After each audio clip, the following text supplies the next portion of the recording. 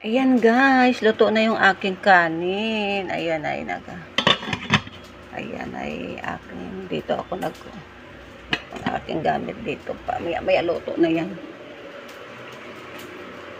Diyan magluluto muna si mama.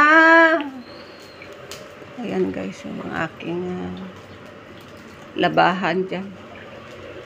Ayan, ako ay nagluluto ng aking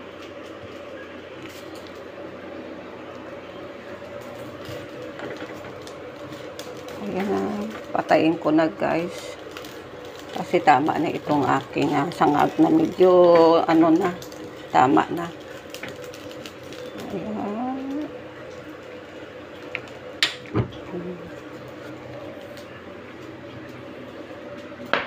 Ayan ang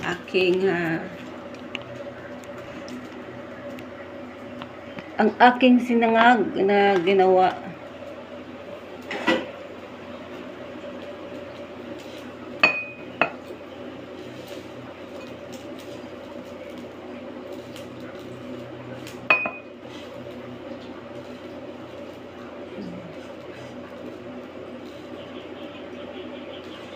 Usok-usok pa ang aking sangag-sangag. Pagkatapos yan, magtimpla na ako ng aking coffee. Iinitin ko pa yung chicken. Ayan guys.